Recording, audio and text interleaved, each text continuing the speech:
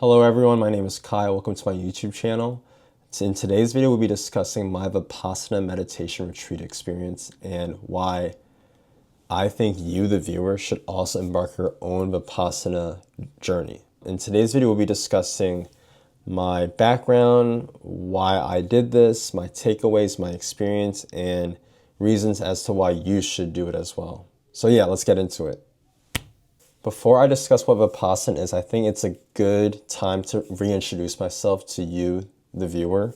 My name is Kai, I'm 23 years old, and I recently graduated from Wharton at UPenn, where I studied finance and computer science. I spent the last 6 months solo traveling Nepal, China, Hong Kong, Macau, and it was a really legendary experience, first of all, but through this experience, I became a lot more independent. I started to think about meditation, mindfulness, different ways of living life, Eastern philosophies, Buddhism, Hinduism, trekking, adventuring, climbing mountains, just doing a bunch of different things that are very atypical from your typical business school college grad.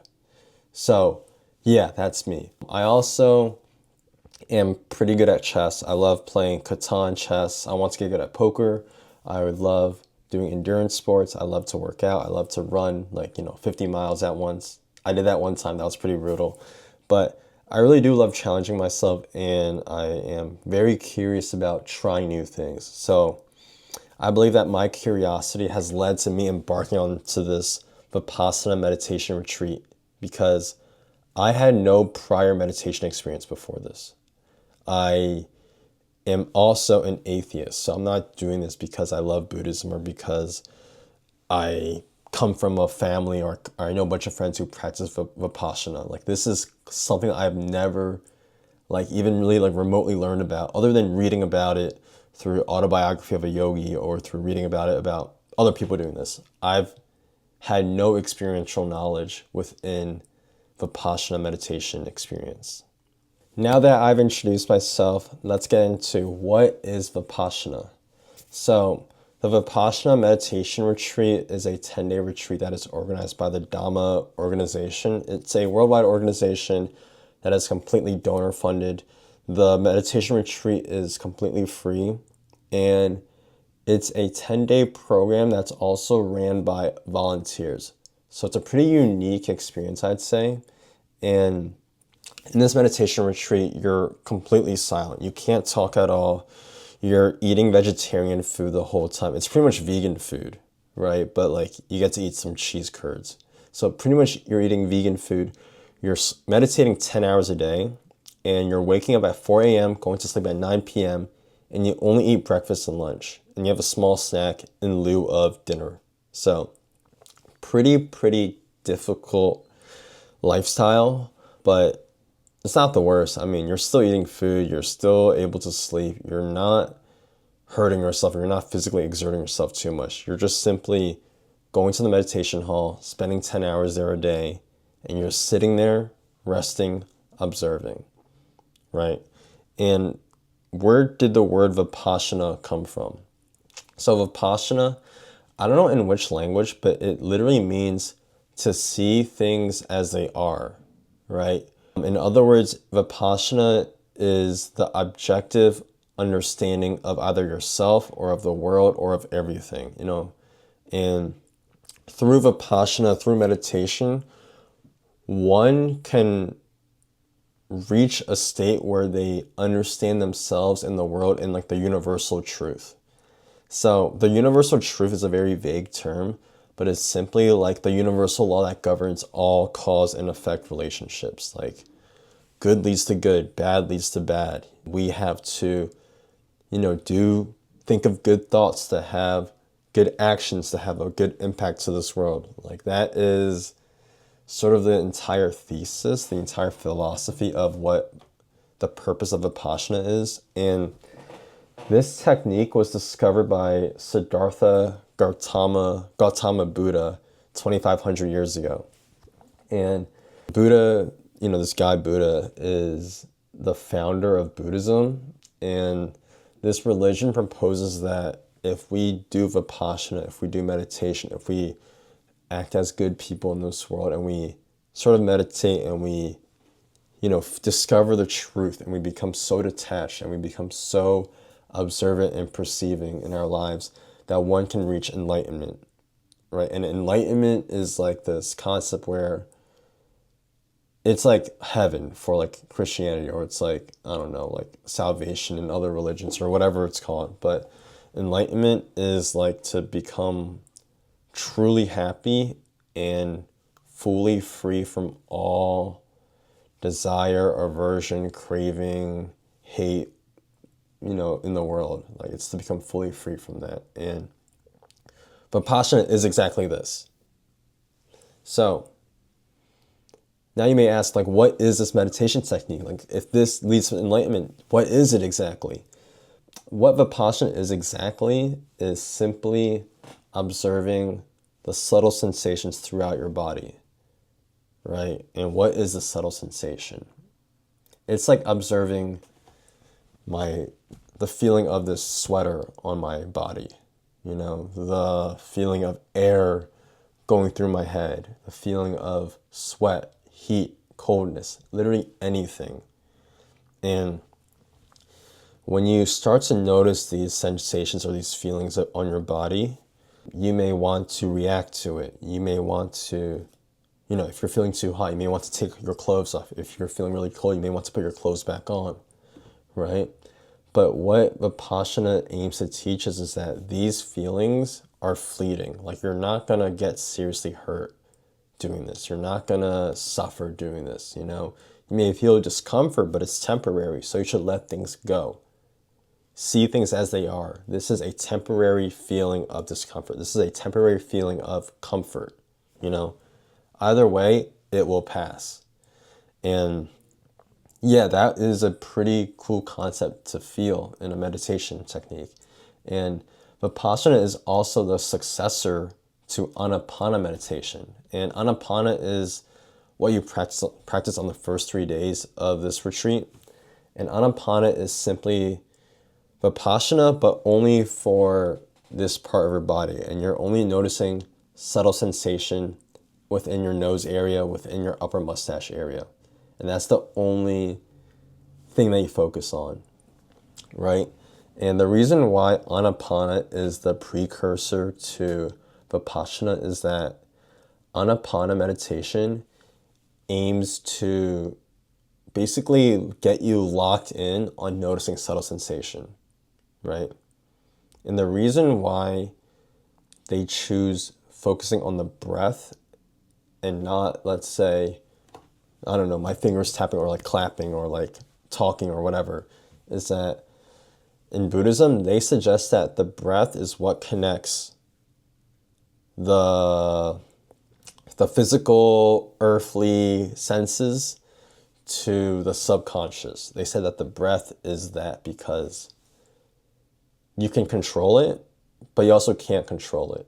And what I mean by that is, if I want to stop my breath right now, I can stop it. I just don't breathe. But I can't really stop it because if I don't consciously try to stop it, I will always continue to breathe in and out, in and out, in and out. And there's not really anything in the body where you can do that, like where you can have a conscious and a subconscious thing other than the breath, right?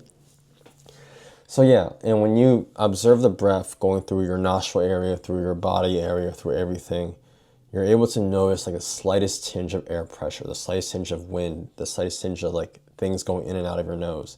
And when you're able to notice these very subtle feelings, you then are able to notice other subtle sensations throughout the entire body. So that is the goal of what Vipassana is.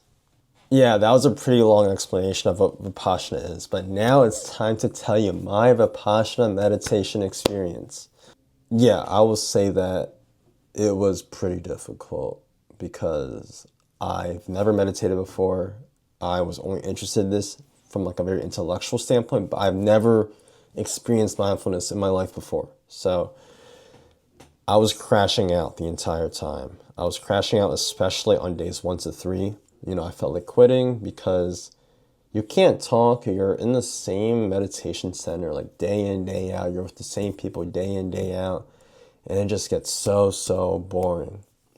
Because you're used to daily life, you're used to being inundated with, notifications on your phone, calls from your parents, texts from your friends, new YouTube videos, new shows, new products, new smells, new everything. Your mind is already like hardwired to this constant flow of stimuli, this constant flow of stuff popping in front of you, like music. Like, you just go through songs, you go through Spotify, you go doom scrolling. You're used to like basically every minute there's something new going on. So when you're doing meditation and you're going on this retreat, you're essentially cutting out all this new stimulus. And in a way, I felt like I was going through a withdrawal syndrome. Like, what the heck is going on with me? Why am I here? Why am I just meditating and eating the same food every day and being with the same people whom I can't talk to? Like, this is just so boring, right? And that's essentially the goal of Vipassana. It's to remove all this extra stimuli and to pretty much put you in an environment that is ideal for you to observe the very subtle sensations in your body, the very subtle thoughts that you have in your mind. Everything that's subtle, you will notice on a much higher level, right? So, first 3 days were really hard. Days 4 and 5 were an adjustment period for me where I was starting to get used to this. I was starting to enjoy the slow flow of things. I was a lot more mindful of like where I was, more observant of what I was doing. I was noticing like, hey, like the rain sounds pretty good right now. Or I'm waking up in this and I'm taking a shower and this warm water feels really good. I'm starting to notice these like small little luxuries of my life that I typically would take for granted. And I thought that was a really good takeaway from Vipassana, is like to be able to appreciate what you have already in your life, that I have legs, that I have arms, that after a long meditation sitting, I can stand up and walk. Like, I became very appreciative of seeing the sky every day, for having eyes, for having ears. And that was really, really cool. For the last 5 days, from days 5 to 10, it's pretty much the same thing. You're still doing Vipassana, you're still doing Anapana meditation, but there's like a little like twist in things, like, like it's just noticing things that are a bit more subtle or noticing things in a different area, right? On day 10, you're allowed to talk to people, which is really exciting. And you're able to learn and you're able to make friends, just discuss like with other people, like, why are you here? Like, why are you doing Vipassana? And the cool thing about these people is that they come from all different backgrounds. And I did my Vipassana at the Dhammamutta Meditation Center in Hong Kong. So you tend to have a lot of like finance bros who are also doing this. And I was able to meet another Wharton alum who was a portfolio manager at a hedge fund. And I also met a quant trader from Jane Street. I also met this guy from Trinidad and Tobago who was interested in food sovereignty and agriculture, a teacher who was into meditation and teaching meditation techniques to children. You meet a wide variety of people.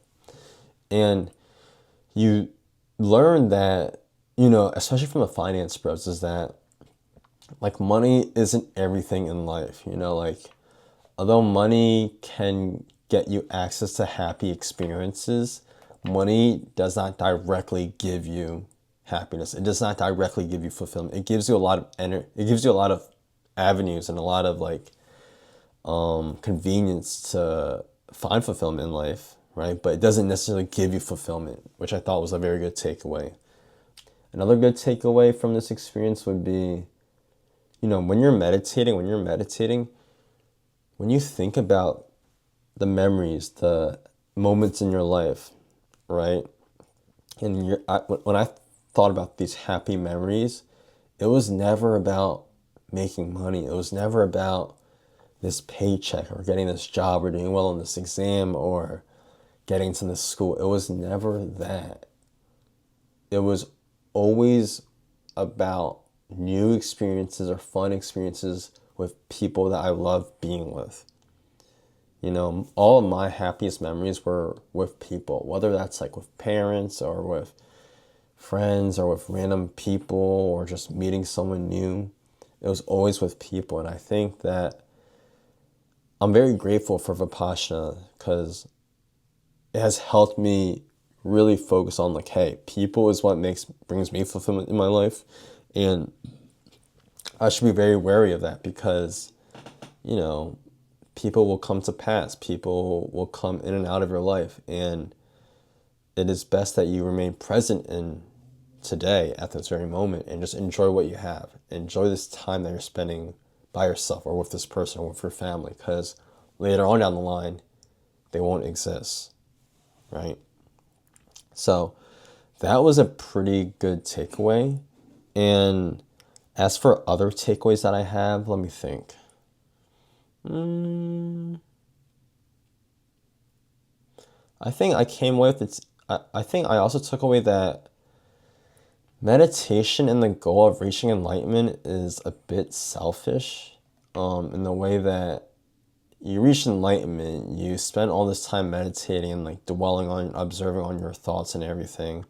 I think a pure meditator, a pure Vipassana monk will not contribute much utility to the greater society as a whole, right? But if you believe in like positive vibrations and positive energy, then yes, that monk will have a tangible benefit to the world. But if you don't believe in that and you only believe in like physical, like utility, physical value creation, meditation doesn't really do that. Or like reaching enlightenment doesn't really do that. But I do think that meditation and mindfulness and all of that will lead you to living a more fulfilling life, a life where you're not distracted by things, where where you can resist addiction, where you can resist aversion, you can resist a lot of things that hijack your mind. And I think that when people are more mindful of what they do and the impacts of what they do and how people affect other people and all the different emotions and whatever stuff that goes on, when you're a more mindful person, you're able to focus on what you actually want in your life and not be distracted. So that's a really good thing. I was also equally intrigued that Vipassana itself is a pretty scientific approach to things. And I'm very thankful for that because I've always been an atheist. I've always been skeptical of like religion because it has like stories that you can't really prove unless you have a time machine, right? But with Vipassana and an observation of oneself, one can start deducing things of like, what feels good, what feels bad, and how do things go away. You need to let things go. You need to be detached. You just have to observe things for what they are. And that's really cool. And you may say that I'm hallucinating or I might be, like making shit up, but that is the truth that I've observed within myself, that it is good to be detached. It is good to see things as they are. Your mileage may vary depending on your experience. I think this, I'm going on a ramble right now, but I will say that you should definitely do Vipassana if you can. It's a really, really good experience, very positive. It's completely free. You can drop out anytime. So your downside cost is very little. It is finite.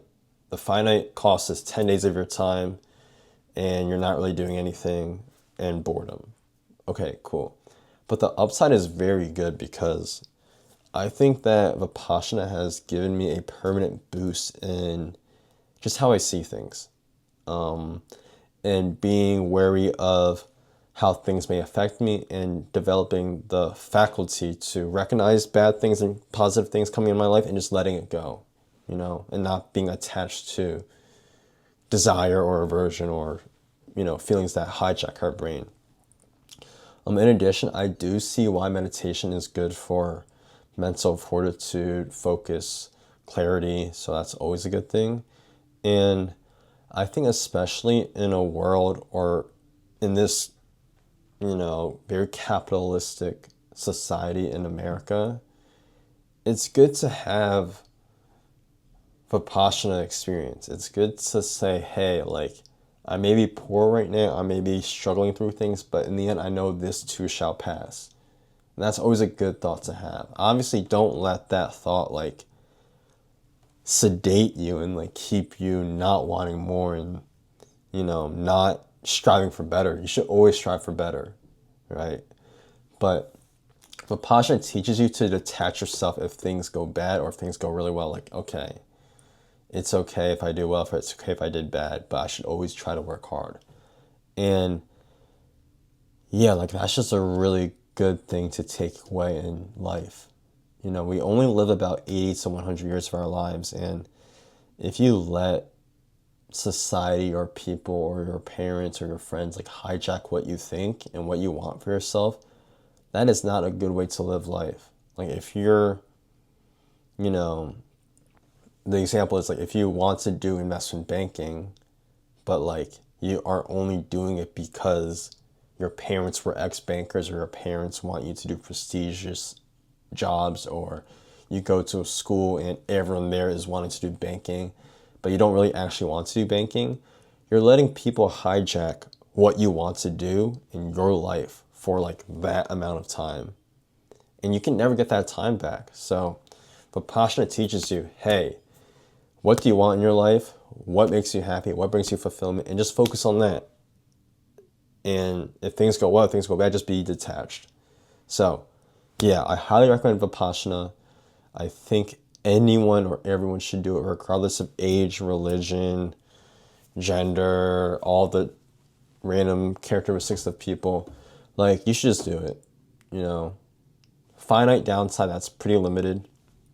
And the upside potential is very good. So it's a positive EV situation. So do Vipassana. Yeah, that's all I have to say. Peace out.